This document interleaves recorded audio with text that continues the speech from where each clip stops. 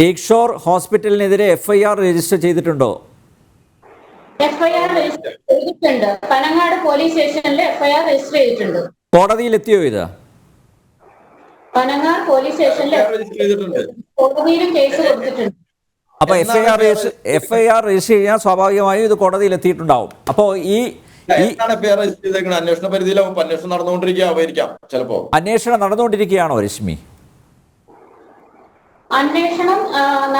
അന്വേഷണം നടക്കവേ അതിനിടയ്ക്ക് ചെറിയൊരു ടേണിംഗ് പോയിന്റ് ഉണ്ടായി. ടേണിംഗ് പോയിന്റ് ഉണ്ടായി എന്ന് വെച്ചാൽ 2021 ഞങ്ങൾ കേസ് കൊടുത്തത്. അതിന് എന്താ പറയാ FIR രജിസ്റ്റർ ചെയ്തു. കോടതിയിൽ മെഡിക്കൽ കൗൺസിലിൽ എല്ലാം കേസ് കൊടുത്തിരിക്കെ അന്ന് കുറച്ച് പ്രമുഖ വ്യക്തികൾ ഇടപെട്ടു. ഞങ്ങൾക്ക് ട്രീറ്റ്മെന്റ് രഞ്ജുവിന് ഇതിനിടയിലുണ്ടായ പ്രശ്നം വെച്ചാൽ സ്ട്രോക്കിലുപരി രഞ്ജുവിന് ഒത്തിരി കോംപ്ലിക്കേഷൻസ് ഉണ്ടായി.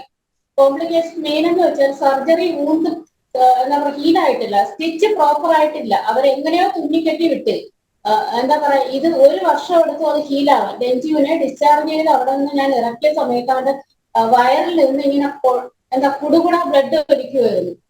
ഇവര് ഞങ്ങളെ ഫോഴ്സ് ചെയ്ത് ഡിസ്ചാർജ് ചെയ്ത് വിട്ടു. ഏതെങ്കിലും ഫിസിയോതെറാപ്പി സെന്ററിൽ കൊണ്ടുപോയി ഫിസിയോ ചെയ്താൽ മതി, ഇനി ഞങ്ങളുടെ ആവശ്യമില്ലാന്ന്.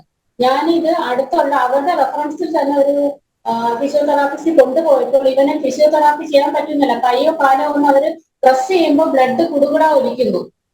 അതായിരുന്നു ഉണ്ടായത്. അപ്പൊ ഇതിനെയും കൊണ്ട് ഞാൻ എന്ത് ചെയ്യും, എവിടെ പോകും? പല സ്ഥലത്തും കൊണ്ട് പറ്റത്തില്ല. ഫിസിയോതെറാപ്പി ചെയ്തില്ല, സർജിക്കലും കൊണ്ട് പ്രോപ്പർ അല്ല, എങ്ങനെയോ തുന്നിക്കെട്ടി വിട്ടതാണ്. തൊട്ട് കഴിഞ്ഞാൽ ഉടനെ ബ്ലഡ് ഒഴിക്കും. നിങ്ങൾ ഇത് പ്രോപ്പർ ആയിട്ട് ഇത് സർജിക്കൽ കൊണ്ട് ഹീലാവാതെ ആളിനെ ഫിക്സ് ചെയ്യാൻ പറ്റില്ല എന്ന് പറഞ്ഞു.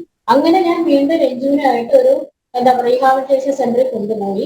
ഇങ്ങനെ അവിടെ നിന്ന് ഇപ്പൊ കൊച്ചിയിലെ ഹോസ്പിറ്റൽ കഴിഞ്ഞ് CMC വെല്ലൂർ കൊണ്ടുപോയി. അവിടുത്തെ ട്രീറ്റ്മെന്റിലാണ് രഞ്ജുവിന്റെ സർജിക്കൽ കൊണ്ട് ഹീലായത്. അപ്പൊ ഞാൻ സാമ്പത്തികമായി എനിക്ക് ആ സമയത്ത് തന്നെ 10 ലക്ഷത്തിൽ കഴിഞ്ഞു.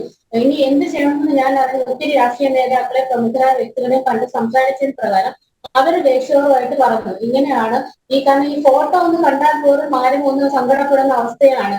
വയറിൽ നിന്ന് ഇങ്ങനെ ബ്ലഡ് ഒലിച്ചുകൊണ്ടേയിരിക്കുന്നു, വലിയൊരു തൊള പോലെ ഇരിക്കുന്നു.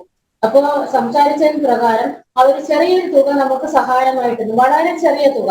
എന്നിട്ട് ശ്രീ അബ്ദുള്ള എന്നെ വിളിപ്പിച്ചു. അപ്പൊ ഞാൻ അവിടെ ചെന്നു. അപ്പൊ അബ്ദുള്ള ശ്രീ അബ്ദുള്ള എന്നോട് ചോദിച്ചു എന്താണ് രശ്മിയുടെ ഡിമാൻഡ്. ഞാൻ പറഞ്ഞു എനിക്ക് ഡിമാൻഡ് ഒന്നുമില്ല, രഞ്ജുവിന്റെ ചികിത്സ നിങ്ങൾ ഏറ്റെടുക്കണം, എനിക്ക് നിങ്ങളുടെ കാശ് വേണ്ട, രഞ്ജുവിന്റെ ചികിത്സ ഏറ്റെടുക്കണം. അപ്പൊ പുള്ളി ചോദിച്ചാൽ അതിന് എത്ര രൂപ വേണം. ഞാൻ പറഞ്ഞു എനിക്കറിയത്തില്ല, എന്റെ ഫാമിലി ഇതുവരെ സ്ട്രോക്ക് ഒരാളെ കണ്ടിട്ടില്ല, അവന് എത്ര നാളത്തെ ചികിത്സ വേണോ അത് നിങ്ങൾ ചെയ്തു തരണം. പുള്ളി ഒരു ചെറിയൊരു തുക തന്നിട്ട് പറഞ്ഞു ഇപ്പൊ ഇതിരിക്കട്ടെ മോൾക്ക് ഇപ്പൊ ഇനി എന്തെങ്കിലും ആവശ്യം ഉണ്ടെങ്കിൽ വിളിച്ചാൽ മതി എന്ന് പറഞ്ഞു. ഈ തുക തന്നിട്ട് അവർ ഞങ്ങളെ കൊണ്ട് എല്ലാ കേസുകളും പിൻവലിപ്പിച്ചു. അപ്പൊ എന്റെ ഞാൻ ചീറ്റിയപ്പോ എന്റെ വിചാരം ഈ തുക അതിന്റെ അല്ല രശ്മി കേസ് പിൻവലിച്ചോ? ഇവരുടെ സമ്മർദ്ദത്തിന്റെ ഫലമായിട്ട്, അതായത് തുക തന്നു, പണം തന്നു, നിങ്ങൾ കേസ് പിൻവലിക്കണമെന്ന ഒരു ഉപാധിയും വെച്ചു. അതിന്റെ അടിസ്ഥാനത്തിൽ കേസ് പിൻവലിച്ചോ? ഇപ്പൊ നിലവിലൊന്നുമില്ല. ഇല്ല, ഇനി ഞാൻ കേസ് റീഓപ്പൺ ചെയ്യാൻ തീരുമാനിച്ചിരിക്കുകയാണ്. ഞാൻ ഇപ്പോ കേസ് 2021 സംഭവം, ഇപ്പൊ 2024 3 വർഷം മുന്നേയുള്ള സംഭവമാണ്. FIR നമ്പർ ഒന്ന് പറയാമോ? FIR ഡീറ്റെയിൽസ് ഒന്ന് പറയാമോ? FIR ഡീറ്റെയിൽസ് ഉണ്ടോ കയ്യില്?